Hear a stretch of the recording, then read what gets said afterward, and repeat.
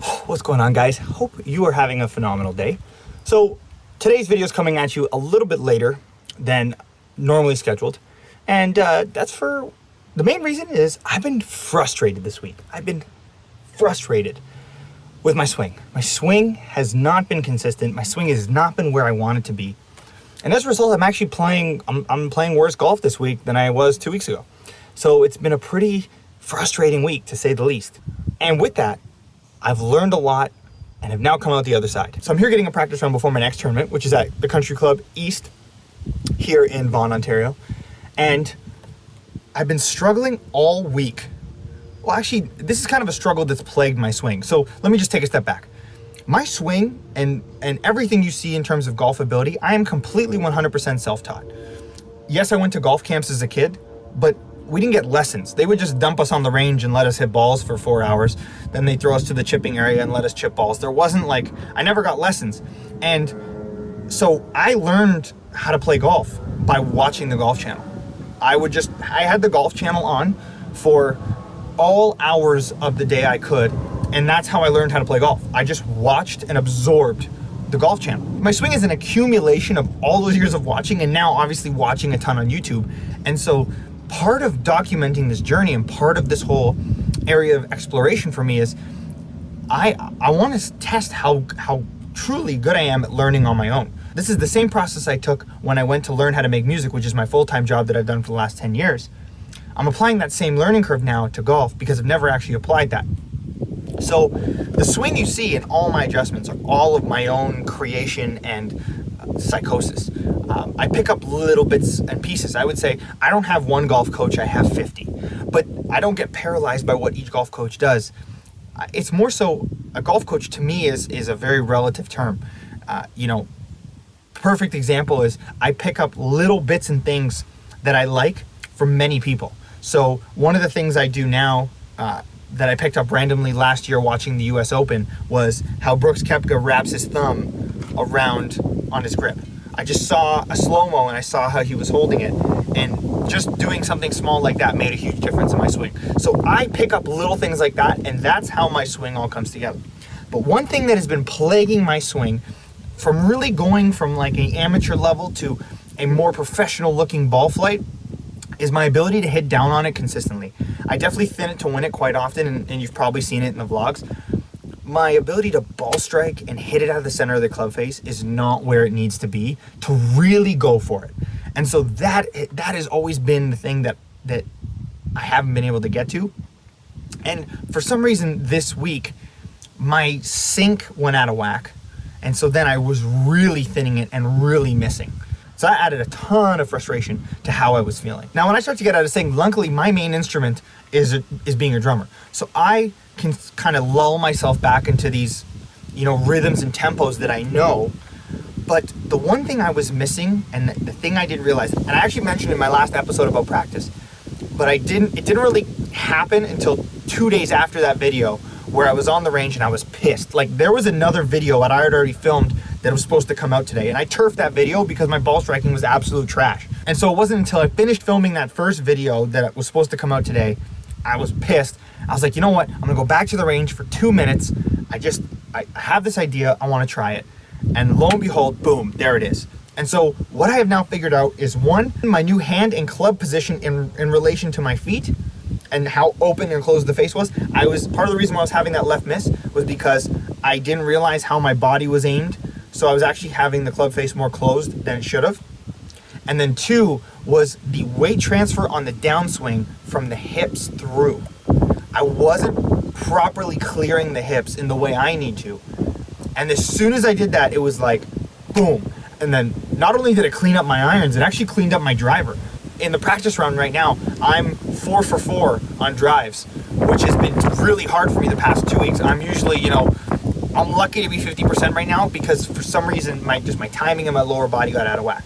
So anyway, I'm gonna show you a shot here and give you some insight as to how I fixed this, but I think I've got it, guys. I think I've got it.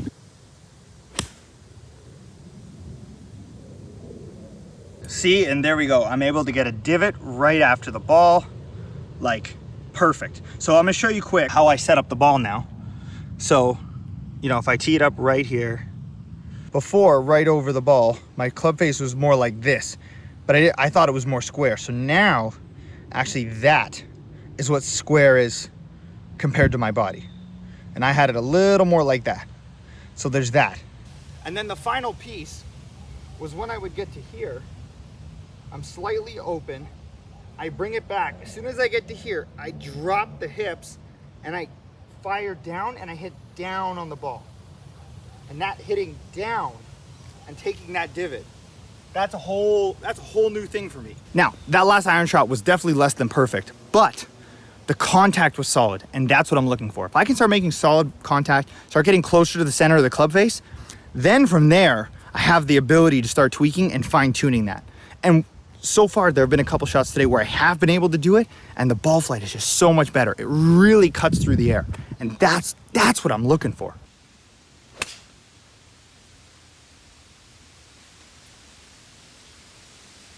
See that one just there? That was a blistering 5-iron. And so that's the kind of consistency I need. Cook it down the middle and plan on that. And being able to plan on that shot and feel that consistency is still good.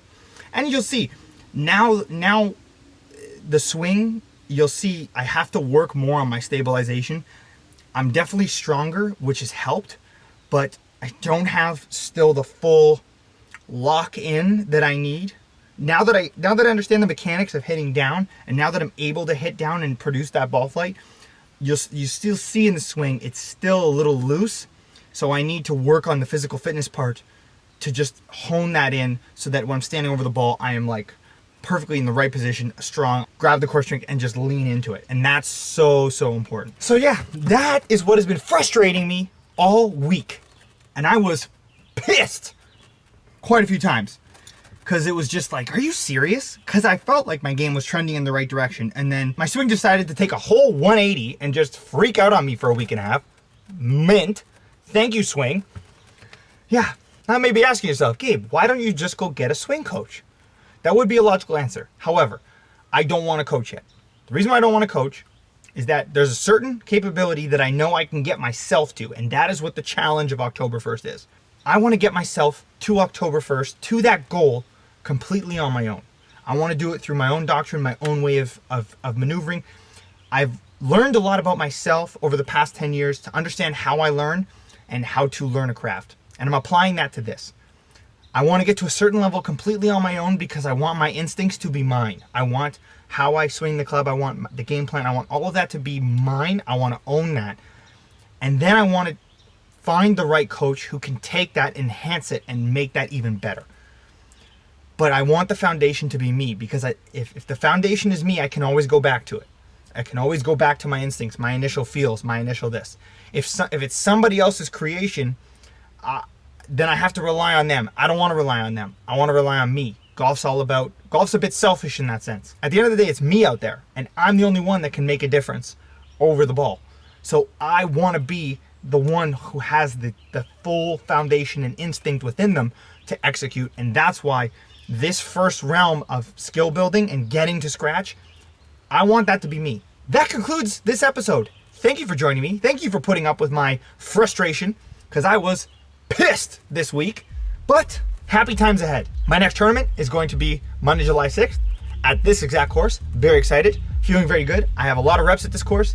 I feel like this is a bit of a home course advantage, but I don't want to jinx it, but I'm feeling pretty good. So I will keep you posted on the result of that, of course, with many cool episodes to come. So thank you so much for watching.